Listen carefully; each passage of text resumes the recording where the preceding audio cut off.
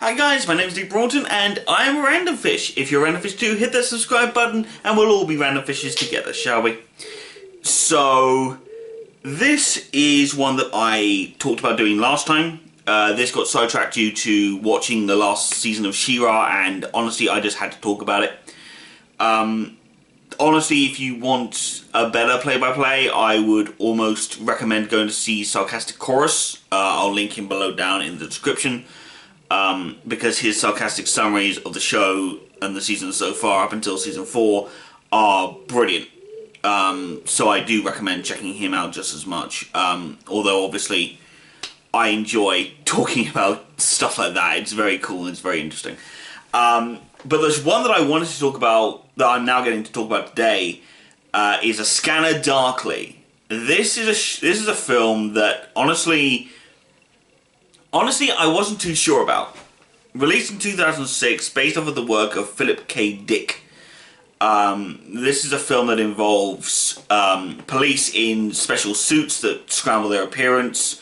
It involves Keanu Reeves, Robert Downey Jr., and Woody Harrelson, and Winona Ryder. It's all very interesting.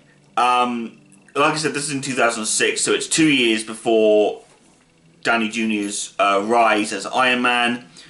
And it'll be several years in the future before Keanu Reeves is revered as a badass once again. Woody Harrelson, yeah, he's had a steady career, he's fine. But like I said, this is a film adapted from the book of Philip K. Dick, of the same name, A Scanner Darkly. And I have not read this book, and I want to make this perfectly clear. I am reviewing this as a film. I am not reviewing it as an adaptation, because I neither have the analytical skills to really compare a book to a film in what I think is good adaptation changes and bad adaptation changes. Also, I am not Dominic Noble. So again, I will leave a link in the description below for him, and more specifically his playlist of Lost in Adaptation. If you want to learn about adaptation misfires, go to him and go to his channel, because frankly, yeah, awesome stuff. So, A Scanner Darkly is a film that honestly I have a lot of fun with, and something I actually did think was very cool. I love how its description in Wikipedia, when I first looked this up, was adult animation. Now, adult animation, as I've always understood it, has been films like Ralph Bakshi's works, or stuff like, stuff in that sort of area. It doesn't really feel like A Scanner Darkly really fell into that category, at least not when I was first reading about it. And I thought, what do you mean animation? The actors all look very much like actors. It just seems like they've got like a filter on the camera or something. And then I watched it, and holy crap! I mean, animation? Yeah, I totally buy that. I like how they made this film with that kind of mentality in mind. Now, bear in mind, in the film itself, as well as in the books, the police have lost the war on drugs, and they are attempting to modify themselves by working in what's referred to as scramble suits.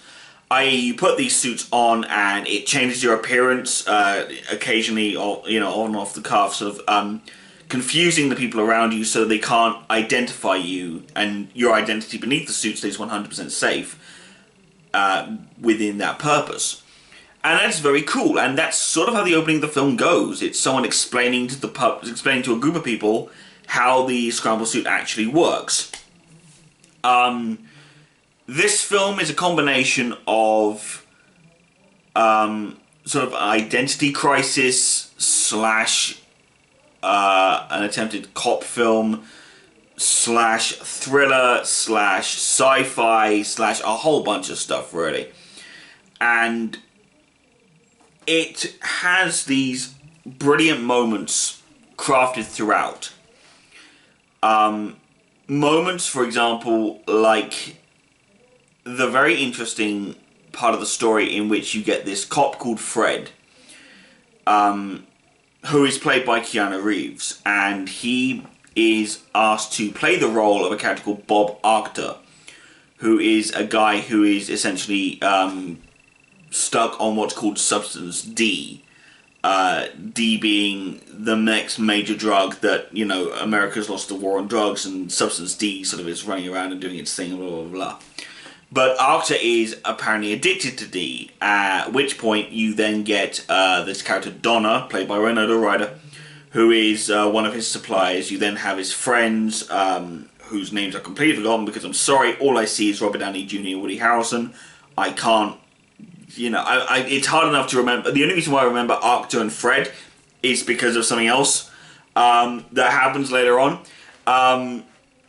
But through various moments, Hank, who is Fred's boss, tells him that as of a certain point in time, Fred is now off this case of trying to trap Arctor or trying to trap various other characters because he is now addicted to Substance D himself.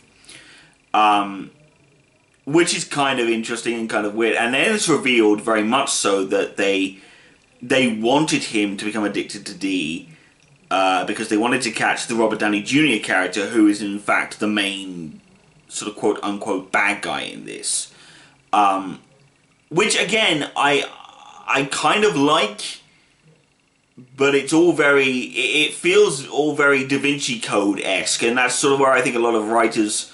Not a lot of writers go, but where a lot of filmmakers went, especially at this time period. It felt like mystery was the only thing that we could do well in film, at least for certain filmmakers anyway. And, of course, Robert Downey Jr. ends up getting what he deserves, but Fred, or / Bob Arctor, is now addicted to D and is sent to a special farm where he can, you know, get better and not be addicted to the stuff anymore. And that's number 2 of their plan, because they're sending him to this farm to get better, but it's also the place where they make Substance D, so they're trying to get him to get addicted to something, to then put him in the farm, and then, you know, show the world that this farm is actually making Substance D. Like, these police are really playing the long game. They're playing the long con, if you will. And, I mean, I'll say how much this sort of thing amuses me at times, but, my God, it feels so surreal half the time. And it feels very bizarre. It just feels weird. And I think it always will feel weird, especially to me. One of the things I love about this film is its ability to really go all out with its premise of identity politics. The fact that Arctor is 100%, you know, he is addicted to Substance D, but he keeps on having these flashes from when he was Fred, from when he had this wife and children, and it was this thing and everything else.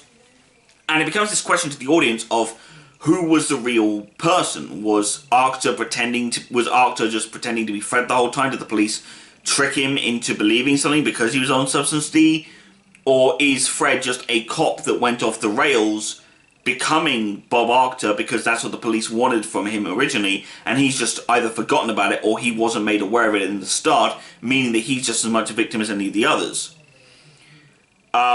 I personally like to go with the very real theory, actually, that I almost kind of prefer this theory that Fred was essentially tricked into this by the government because they have, as I've said before, that they haven't won.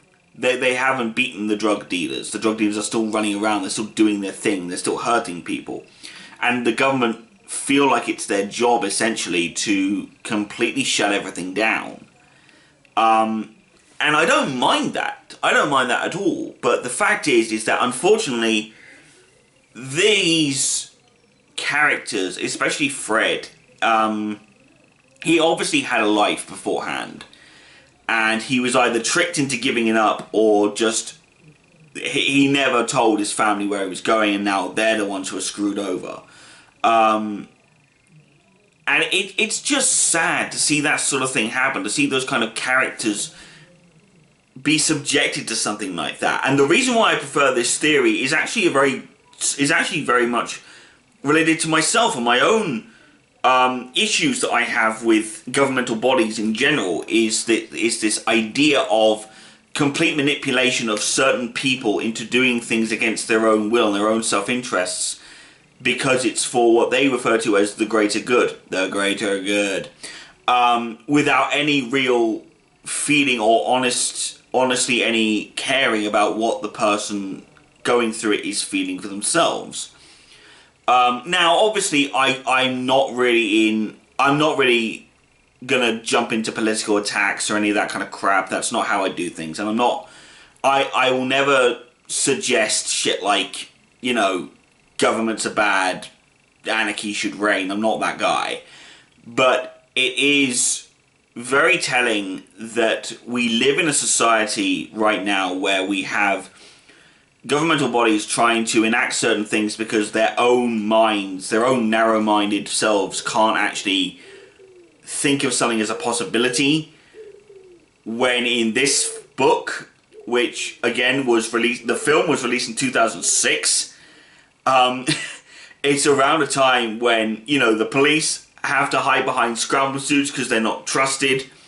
A guy is essentially manipulated into becoming addicted to a very harmful substance with no knowledge and no signs that he's ever actually going to be better at all, except for one slight moment where he picks up, a bit of substance D plants at the end and puts it in his shoe, supposedly to hand it over to the others at the end, which is fine, but he was still manipulated.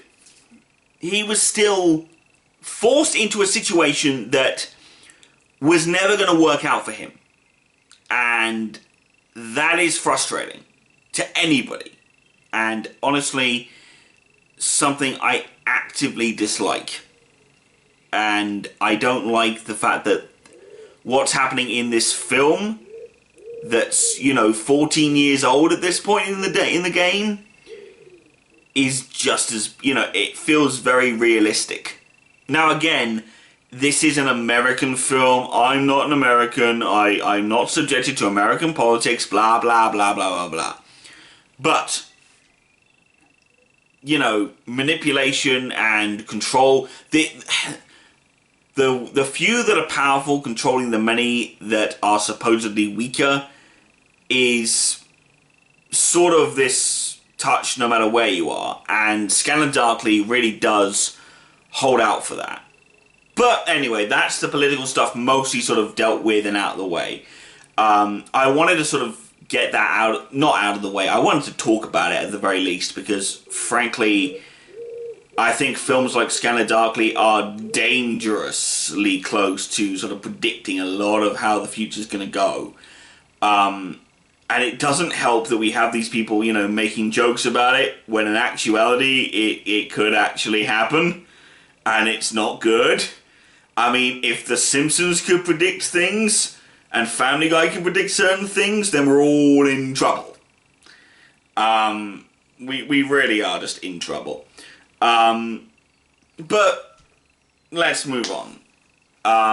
Like I said, Keanu Reeves, Winona Ryder, I was going to say Jason David Frank. Why did I say Jason David Frank in my head? Robert Downey Jr., Winona Ryder, Keanu Reeves, Woody Harrelson. These guys are all terrific. The way they all talk is sort of reminiscent of various stages of what happens to you when you're on drugs. Harrelson is sort of this very concerned, very laid back most of the time, yet the second something even slightly goes wrong, he freaks out. That's something I've seen. Robert Downey Jr. is very peppy, he likes to talk very much, a lot like this, and he likes to make sure that everyone's aware of what's going on, and he very much likes, he very much likes to be in control of the conversation. That's something else. And then you have Keanu Reeves, who's just zonked. People talk about how he plays a character that he knows well, a character that sort of is more him. in that it's kind of a blank slate that, you know, other people can fill with their own imagination and their own ideas. And I sit back and go, yeah, you could say that, but at the same time, don't. Because what's the point, really, at the end of the day? Keanu Reeves is playing a zonked out character, and yes, we are all aware of his singular catchphrase of, whoa, a lot. Which, you know, is... I love how his one line from Bill and Ted has become the line for his entire acting career. Like, no offense, but how the hell do you build that? Like, that's gotta be a record, doesn't it? I mean, good lord. But overall, this film is amazing. It's dark, it's funny, it gives great insight into certain things. It also predicts, and I would never say the dangers of drugs. People always talk about how, you know, drugs are this big dangerous thing, and yes, certain ones are. But let's be honest here. I enjoy how this film went straight from America Lost the War on Drugs to immediately going, yes, the drugs that are now walking around are all the bad drugs. No one's stopping it. Nothing like that. Nothing whatsoever. And I almost kind of disturbingly wish that there was a character somewhere where the police go, you know, oh, he's using drugs, we should probably take him in, and the guy's just doing nothing. He's not hurting anybody. He's not, you know, he's not hurting children. He's not dealing. He's not selling. He's just sat there with a spliff or with a bong or whatever, and he's completely out of his mind, and he's just giggling away and staring at the stars. Like, that would just be genius to me. And I'm not saying this because, you know, I'm an advocate for weed or whatever, but at the same time, it amuses me how whenever a drugs movie is made, it only ever focuses on the bad drugs. And I know the bad drugs do the most harm and blah blah blah, but when we live in a world where everyone's obsessed with trying to get rid of all drugs, we really should highlight the difference between what constitutes good and what constitutes... well, not constitutes good. What constitutes bad and then what constitutes just meh. And I don't know, I like this idea that this film presents this concept. And the one thing I will always defend this film on, actually, is it presents the best way forward for any police officer. Scramble suits. I don't think they should be used for every officer, obviously, in the world, but I would love it if we had cops or undercover police who could wear scramble suits and not necessarily have it be a constantly changing appearance, but have it be the appearance of someone that no one would ever, you know, truly either remember or really give enough of a damn about to, you know, to really suspect. I like this idea of the scramble suit. I think they went a bit far with the ever-changingness of it, but I think it definitely works, and I think it's definitely a cool thing. And the guy behind this whole thing is Richard Linklater. Now, if you don't know who Richard Linklater is, I mean, my God. The man started so many things. Like, he made Slacker, which kick-started Kevin Smith's career, which I thought was a fantastic concept. He made Dazed and Confused. That's a great film right there. He made School of Rock, another amazing film. He's made so many good and great films within the entire premise that I kind of assumed that at one point he was going to make a film like this in the future. I'm so glad he made this one. He was going to apparently adapt a different Philip K. Dick book, but he decided against it because it was too much, or he wasn't able to sort of get across what he wanted to get across with the film, or at least portray the film in a decent enough way that it worked with the book. But this one he apparently managed to get right, so that's cool. And again, I'm not looking at this as an adaptation because I haven't read the books, so I wouldn't be able to, even if I wouldn't be able to adapt, figure out the adaptation even if I wanted to at this point in the game. But speaking as someone who just enjoys movies and seeing movies, this film is cool, and it's a thinker, and it makes you want to sort of figure out more about how your life should technically be going. Honestly, at this point, that's all I can really talk about with this. I know this film was all over the place. It might be because this film was all over the place, so I kind of just I wanted to capture the mood of the film, I guess, in this review. So, obviously, go onto my channel to follow me on various social medias. It'll be up here in the corner. Do please check out the links below to the Lost in Adaptation playlist as well as Sarcastic Chorus.